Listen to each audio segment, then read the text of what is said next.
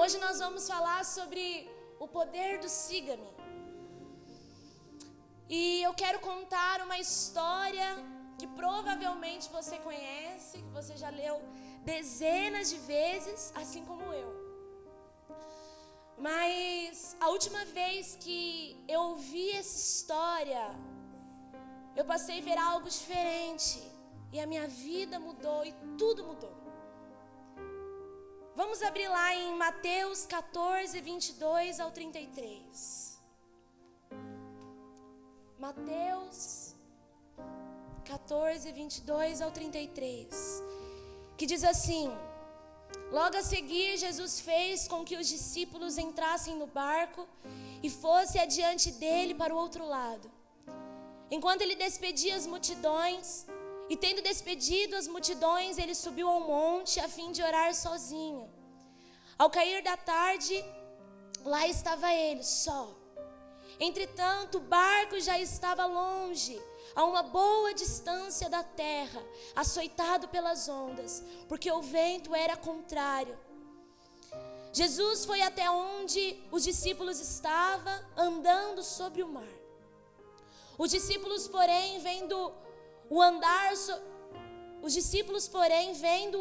sobre o mar, ficaram apavorados e disseram: é um fantasma. E tomados de medo, gritaram.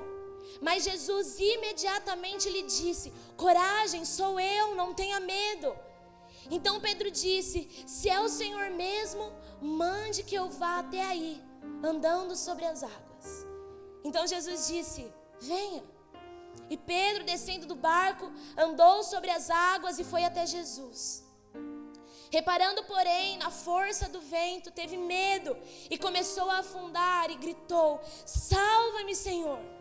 E prontamente Jesus, estendendo a mão, segurou e disse: homem de pequena fé, por que você duvidou?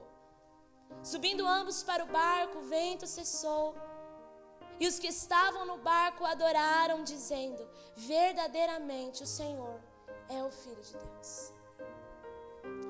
Sempre que eu lia essa passagem, eu ficava pensando, o que Pedro estava pensando? E o porquê ele acha que ele pode andar sobre as águas? Que ousadia de Pedro, sabendo das suas falhas, sabendo dos seus pecados, pedir para Jesus: então, já que é você, Jesus, me mande aí andando sobre as águas. E eu percebi que a história faz sentido se nós olharmos o pano de fundo. Jesus, ele é um rabino judeu com discípulos judeus no primeiro século. Jesus nasceu numa região chamada Galileia. E os judeus na Galileia acreditavam que Deus falara com Moisés, um dos seus grandes líderes históricos. E esse líder lhes deu os primeiros livros da Bíblia. E eles chamavam esse livro de Torá. Torá significa ensino, instruções ou simplesmente o caminho. Então a Torá era o centro, era a base de suas vidas. E era um enfoque do seu sistema educacional. A maioria das crianças judias entravam na escola para aprender a Torá. Elas iam com cerca de 6 anos. Eles se reuniam na sinagoga local e eram ensinados por um rabino, professor local da Torá. Esse primeiro nível de ensino era chamado de Beit Sefer e durava até a criança completar 10 anos. No Beit Sefer, as crianças memorizavam a Torá. E aos 10 anos, cada palavra da Torá estava gravada em seus corações. Gênesis, Êxodo, Levítico, Números e Deuteronômio, decorados. Ao término do Beit Sefer, por volta dos 10 anos de idade, as crianças, a grande maioria delas, saíram da escola. Eles estavam aprendendo, eles eram aprendizes, eles aprendiam o ofício da família, eles aprendiam o negócio da família. Eles aprendiam a cuidar da casa, a caminhar com o seu pai. Mas os melhores dos melhores continuavam estudando. Fala assim comigo: os melhores dos melhores continuavam estudando. A educação deles prosseguia para o próximo nível, que era chamado de Beit Talmud. No Beit Talmud, os melhores que continuavam, os que demonstravam uma aptidão natural, e eles decoravam o resto das escrituras hebraicas, de Gênesis a Malaquias. De Gênesis a Malaquias, decorados. Cada palavra, de Gênesis a Malaquias, estava decorado no seu coração. Ao fim do Beit Talmud, aos 14, 15 anos, os jovens estavam aprendendo os ofícios da família de uma forma mais profunda. Eles tornavam aprendizes de seus pais. Mas os melhores dos melhores prosseguiam para o próximo nível. E esse próximo nível era chamado de Beit Midrash. Eles iam até um rabino e pediam para aquele rabino para se tornar um de seus discípulos. Quando nós dizemos discípulos, queremos dizer estudantes. Mas é muito interessante porque discípulo é muito mais do que ser apenas um estudante. Um discípulo não só quer saber o que o rabino sabe. Um discípulo quer ser como o seu rabino. Ele quer aprender a fazer o que o seu rabino faz. Mas os rabinos, eles tinham diferentes interpretações sobre a Torá. Um rabino diria: Gênesis significa isso aqui. E outro rabino diria: não, Gênesis significa isso aqui. Então rabinos diferentes tinham visões diferentes. Tinham visões diferentes sobre como viver, entender e interpretar as escrituras. E esse conjunto de interpretações se chamava a gema do rabino. Então, quando você pedia a um rabino para se tornar seu discípulo, o que você queria era assimilar a gema daquele rabino para aprender o conhecimento, a maneira daquele rabino. Para agir como rabino e então ser como aquele rabino. Então você diria a um rabino: rabino, quero me tornar o seu discípulo. O rabino então o testaria. Ele faria perguntas sobre a Torá, sobre os profetas, sobre as tradições orais e etc. Pois o rabino queria saber: este rapaz pode se sentar à minha mesa? Ele pode fazer o que eu faço? Será que esse rapaz pode divulgar a minha gema? Será que ele tem o que eu preciso? Então o rabino testaria o rapaz com perguntas. E se ele achasse que o jovem até era bom, até amava a Deus e amava a Torá, mas não era o melhor dos melhores, ele diria ao rapaz: vejo que ama a Deus, vejo que conhece a Torá, mas não tem as qualidades para ser meu discípulo. E ele diria: siga aprendendo os ofícios da família e ajudando o seu pai. Ele estava querendo dizer: você não serve para mim.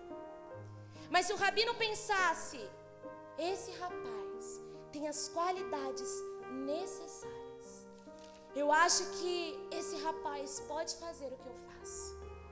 Então ele diria: venha e siga-me.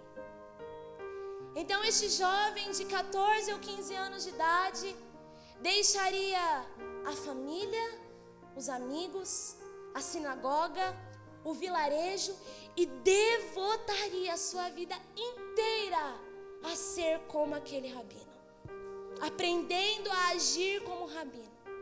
Isso é o que significa ser um discípulo. E eles chegam nas cidades, acompanhando seus rabinos, nas sinagogas e fazendo de tudo para absorver cada palavra, cada passo do seu rabino. É interessante porque as estradas naquela época eram muito sujas e empoeiradas. E normalmente o rabino andava na frente e os discípulos atrás. Então, conforme o rabino ia caminhando, a terra, a poeira ia grudando nas roupas dos discípulos. E aqueles homens sábios e instruídos, os próprios rabinos, eles diziam aos discípulos, como uma profecia, que você fique coberto pela poeira do seu rabino. Isso era uma grande honra para os discípulos. Isso era uma grande honra. Eles passavam a sua vida inteira se dedicando para ouvir essa frase, que você fique coberto pela poeira do seu rabino. Esse é o nosso pano de fundo. Agora que nós sabemos como funcionava para os rabinos chamar um discípulo, nós vamos analisar algumas outras coisas. Toda essa história tem grandes implicações para Jesus e para a nossa compreensão sobre Jesus. Pois a maioria dos rabinos começavam a ensinar aos 30 anos de idade que Jesus começou o seu ministério.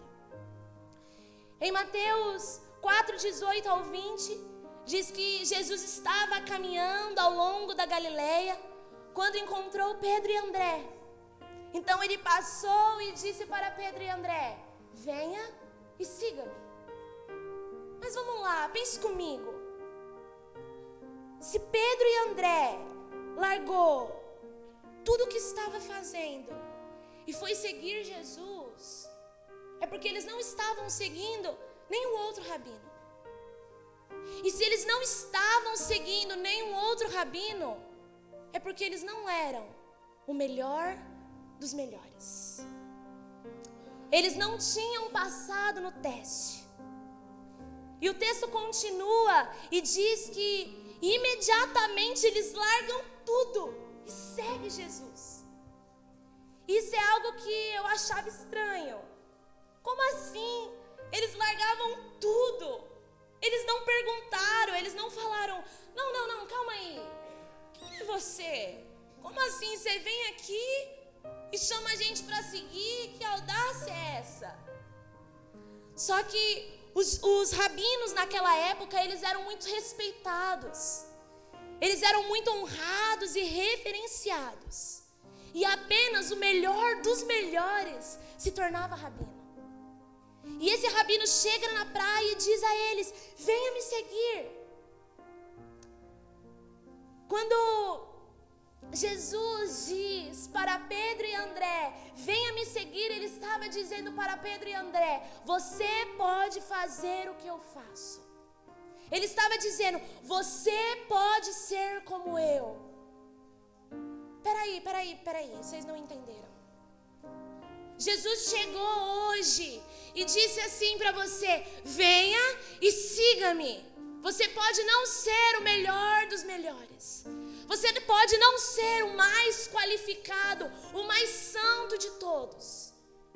Ei, querido, talvez você é essa pessoa que olharam para você e falaram assim: segue o ofício da sua família, segue o seu pai, sabe? Vai aprender sobre a sua casa, porque você não é o melhor dos melhores. Mas eu digo para você hoje: Jesus está aqui, passando sobre a beira do rio e dizendo: venha e siga-me, porque você pode fazer o que eu faço. Você pode ser santo como eu sou santo. Você pode ter um relacionamento profundo comigo, como eu tenho um relacionamento profundo com o Pai. Sabe, algo que me marcou muito lá na Jocum, na ETED. ETED significa Escola de Treinamento e Discipulado. A Jocum, ela tem diversas escolas e essa é a primeira escola para você poder entrar na Jocum. Então, se você não passa nessa escola, você não tem como entrar como missionário da Jocum. E aí eu me lembro que em uma das aulas, o nome da aula era Jesus e sua humanidade. E nós estávamos analisando a humanidade de Jesus. Caramba! Jesus era 100% homem.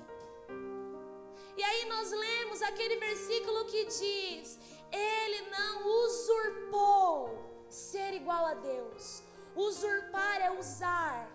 Ele não usurpou o seu poder de ser Deus. Jesus, o Espírito Santo e o Pai são um. E ele, quando veio na terra, ele não usou esse poder em nenhum momento. Jesus aqui na terra foi 100% homem. Aí eu falei: impossível. Gente, nunca. Eu falei: não, ele deve. Eu falei: não, Jesus, vamos aqui, só eu e você. Não, você usou assim, um pouquinho, um negocinho aqui do poder aqui. Não, ele não usurpou. E tem outra passagem que Jesus disse para os discípulos: você pode ser santo como eu sou santo. Sejais santo como eu sou santo. É engraçado porque não teria como, não caberia Jesus dizer para mim e para você: ei, você pode ser santo como eu sou santo, se ele tivesse usado o seu poder de Deus. Se ele tivesse usado os seus poderes para ser santo aqui na terra, Jesus seria mentiroso. Como ele poderia dizer para mim: Jô, você pode ser santa, você pode ser sem pecado, você pode andar uma vida sem pecado, você pode, se ele tivesse usado os seus poderes como Deus. Ei, querido, Jesus está dizendo para você, ele está te convidando hoje para um novo tempo, para uma nova vida, uma vida de santidade, uma vida completa, uma vida plena. Vale a pena viver uma vida plena em Deus. Aleluia. Você pode ser como eu. E é claro que eles largaram tudo que eles estavam fazendo e seguiram Jesus, porque existia alguém que acreditava neles. E o texto continua e diz que ele encontra Tiago e João, que estavam pescando com seu pai. Então, se eles estavam pescando com o pai, o que eles eram? Eles eram aprendizes do ofício. E se Jesus os quer como discípulo, não são discípulos de outro rabino. Então Tiago e João não eram bons o bastante, e também não tinham passado no teste. Eles não eram o melhor dos melhores. Querido, sabe por que Jesus escolhe esses homens? Jesus os escolhe porque o seu ministério é para todos. Jesus os escolhe porque o seu movimento é para todos. O movimento de Jesus é para os ricos, para os pobres, para os homens, para as mulheres, para os jovens, para os velhos, para todos. E uma das coisas que os homens falavam naquela época, os outros rabinos, eles olhavam para os discípulos e eles diziam: esses homens eram pescadores sem educação. Eles dizem: esse movimento aí é para qualquer um, é para aqueles que não são bons o bastante. Jesus escolhe os desqualificados, os que não são bons o bastante, e muda através deles a história da humanidade. Pedro, Tiago, João e todos os outros mudaram a história da humanidade. Ei, vamos nos lembrar de Paulo. Quem foi Paulo? Paulo antes era Saulo, perseguidor de cristãos. Paulo antes era aquele que assassinava cruelmente os cristãos em nome de Deus. Ele era desses aqui que dizia: não, esse evangelho aí que esses homens estão pregando não pode ser pregado não, vamos matar todo mundo, vamos perseguir esses cristãos. Paulo era assassino. Até que tem um dia que Paulo tem um encontro com Jesus e tudo muda. Paulo foi o primeiro missionário da história. Hoje nós estamos aqui por causa da vida de um assassino, que Deus o encontrou e fez algo totalmente totalmente diferente de quem ele era. Talvez você seja esse Paulo que está aqui, esse que não merece a misericórdia e a graça de Deus, mas hoje ele te encontra e ele faz essa transformação em você. Talvez você diga: Joe, eu sou crente há tanto tempo, já encontrei Jesus. Querida, eu cheguei lá e Jesus falou para mim assim: Joe, você vai ter que me aceitar novamente. Falei: como assim? Nasci no berço cristão, estou na igreja desde que eu me conheço por gente. E ele falou para mim: então, mas essa vida aí que você leva não é a vida que eu te chamei para levar. Esse relacionamento que você tem, Joe, é muito raso. Isso que você tem vivido, Joe, é muito pouco. Tem mais. Tem algo novo, Joe. Em mim tem coisas novas. Em mim tem coisas grandiosas, Joe. Me aceita na sua vida de novo. Vamos zerar. Vamos zerar tudo. Vamos fingir que isso que você teve não foi exatamente um relacionamento com Deus. Nós começamos a partir de hoje, Joe. Eu quero te dizer, talvez você tenha que aceitar Jesus hoje aqui de novo. Talvez você olhe para a sua vida e fale assim: não, isso aqui não é ser um cristão. Não. Jesus passou aqui à beira do caminho e falou para mim: venha, siga-me, porque você pode ser o que eu sou, você pode fazer o que eu faço. Aleluia. Agora nós vamos voltar ao versículo lá do começo, de Mateus 14, 22 ao 33. Estava lá um barco com um monte de Zé Ninguém. A água estava agitada, o vento estava soprando, eles estão apavorados, pois ao verem Jesus caminhando na água, pensam que é um fantasma. Então Pedro diz: se é mesmo você, deixe-me ir até aí. Por que essa é a reação de Pedro? Porque ele diz: se for você, mestre, me deixa chegar perto. Porque ele é um discípulo e tem guiado e devotado a sua vida a fazer o que o mestre faz. Ele tem aprendido como ser igual ao seu mestre. Então ele vê o seu mestre caminhando sobre as águas e o que ele pensa? Quero caminhar na água também. Quero ser como meu mestre, como meu rabino. Então Pedro sai do barco e caminha sobre a água. Mas ele começa a afundar e grita: Jesus, salva-me! O texto diz que imediatamente Jesus o pega e diz: homem de pouca fé, por que duvidaste? Sempre que eu lia essa passagem, eu pensava que Pedro estava duvidando de Jesus. Mas por que Pedro duvidaria de Jesus se Jesus não está afundando? E aí eu perguntei para Jesus: Jesus, por que isso aqui não cabe? Por que Pedro duvida se você estava ali em pé? E Jesus me disse: ele duvida de si mesmo, não de mim. Ele perdeu a fé em si mesmo. Ele olhou para si e falou: não, eu não posso ser como meu mestre. Eu não posso fazer o que o meu rabino faz.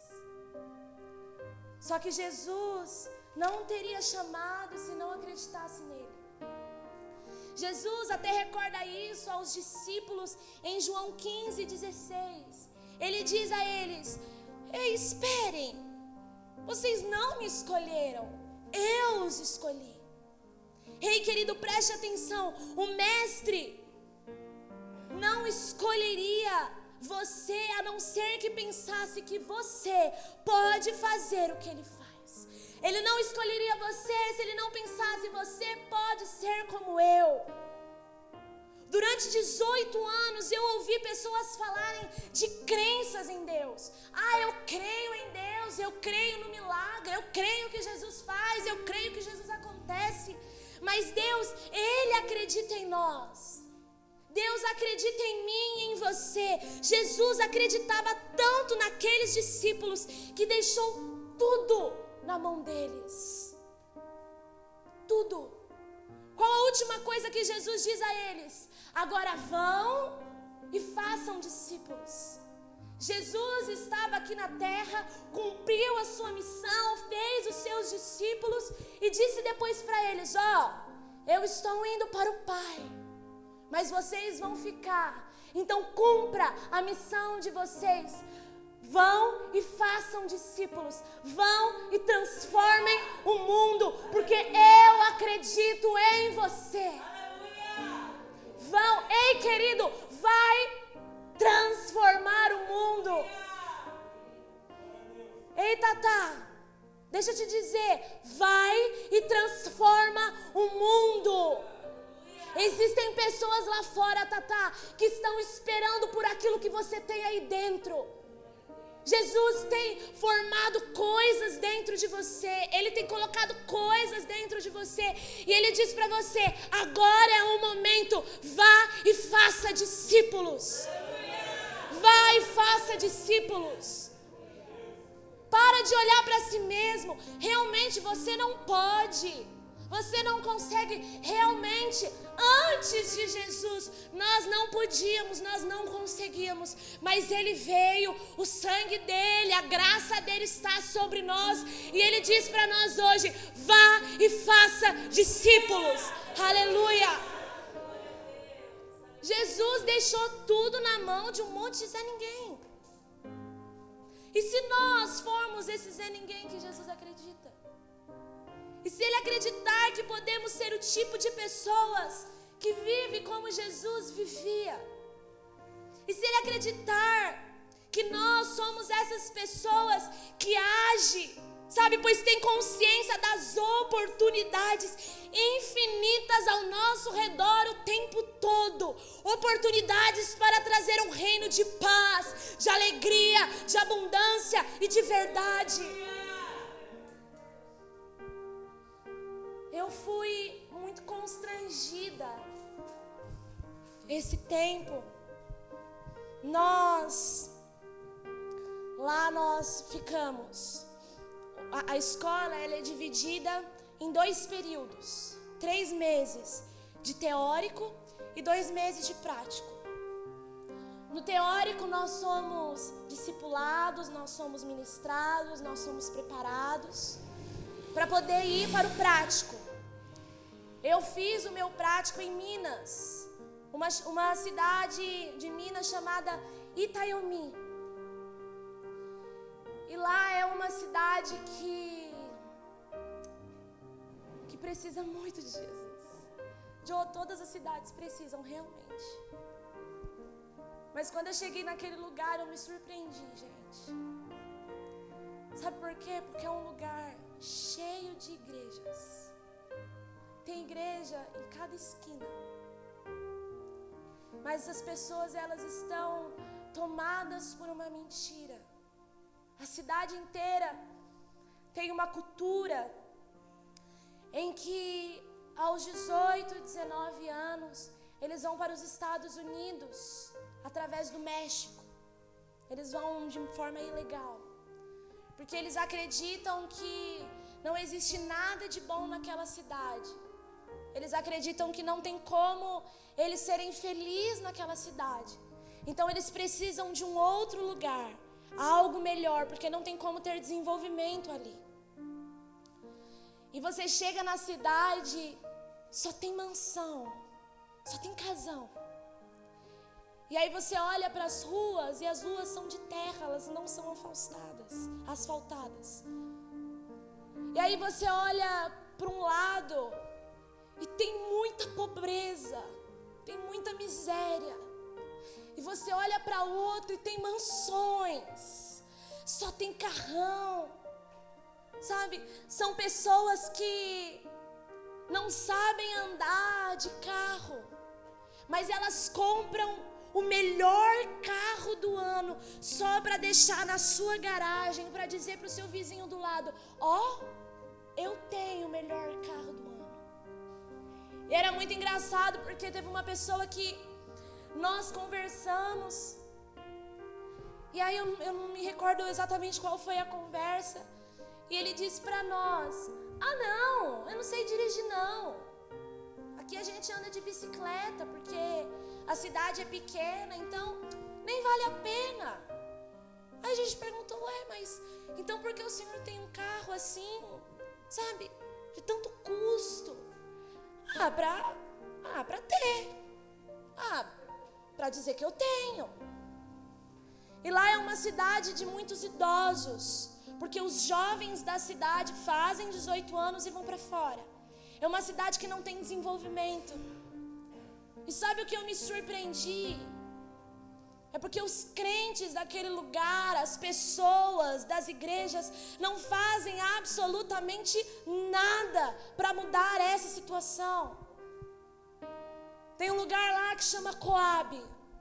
A Coab é um lugar em que o prefeito da cidade separou para os pobres. Os pobres, eles não podem se relacionar com os ricos da cidade. Então é como se fosse um outro lugar.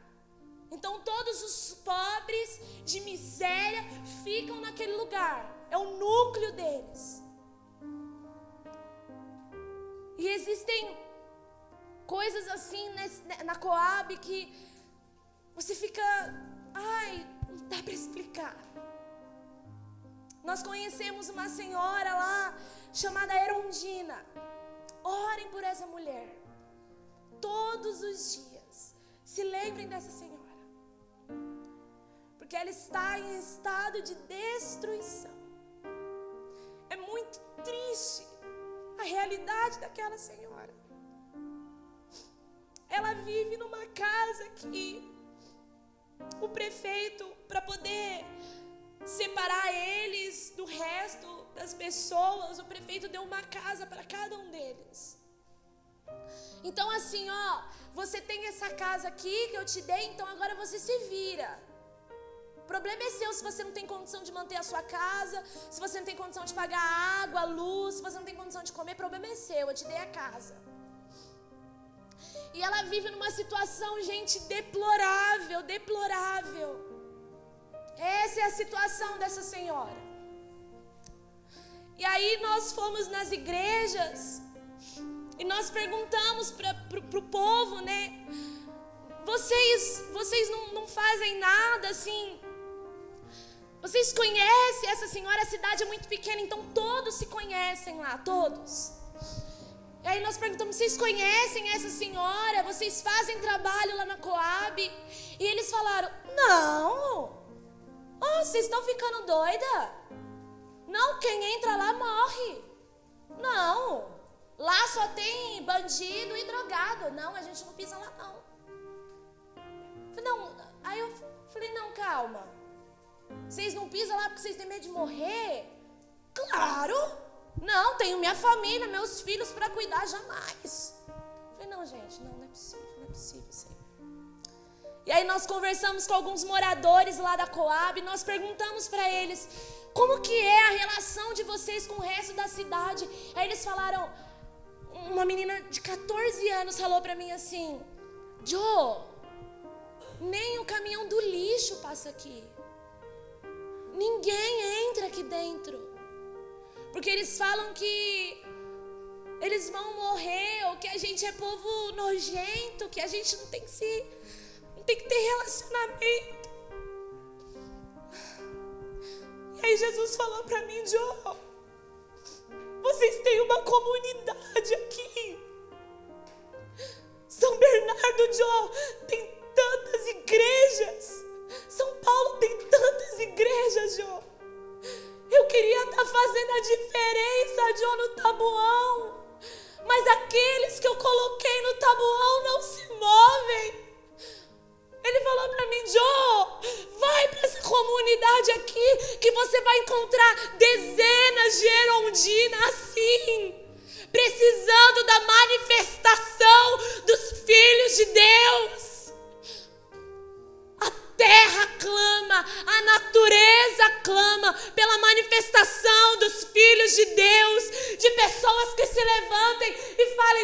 Jesus foi, mas eu permaneci. Jesus foi, mas Ele me confiou uma missão. Eu vou fazer a diferença. Jesus confia em você.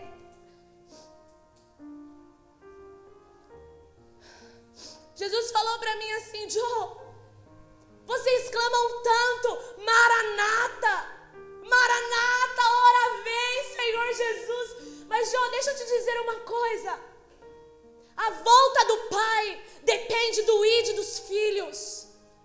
Existem pessoas que nunca ouviram falar sobre mim. Existem países que se você fala, você conhece Jesus? Ele pergunta para você, é de comer? Que isso, Jesus? Nunca ouvi falar. Não dá mais, gente. Eu quero dizer, todos nós estamos cansados. A gente clama todos os dias, Maranata. A gente está cansado daqui mesmo. Eu também estou. A gente quer que o nosso noivo volta logo. Mas sabe, o nosso noivo, ele é esse que o ministério dele é para todos. O ministério dele é para Zerondinas. É para pessoas assim. Então ele fala para mim e para você hoje: eu não vou voltar enquanto vocês não se moverem. Lá em Apocalipse diz que Jesus voltará quando todos os povos, línguas e nações reconhecerem, pelo menos saber quem Ele é, ter ouvido falar sobre Ele. Seria injusto da parte de Jesus voltar para nos buscar, enquanto tem pessoas que nunca ouviram sobre Ele.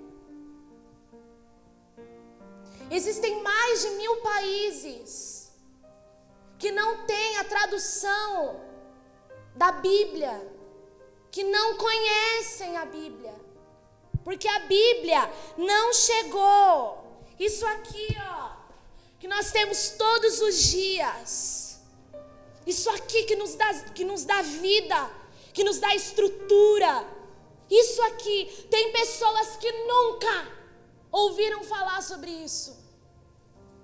Nunca, porque não chegou no país deles. Nós precisamos nos mover como filhos. Não dá mais para nós ficarmos olhando para o nosso sofrimento, querido. Não dá mais para a gente ficar olhando só para nós, para o nosso próprio umbigo. Joe, mas assim, eu tô com um problema lá em casa. E assim, eu falei para Jesus que eu só vou quando esse problema aqui resolver. Porque, como? Como que eu vou se tô com um problema financeiro lá em casa? Não dá, Joe, não dá. Querido, vamos nos mover, porque é muito mais do que isso. Aleluia.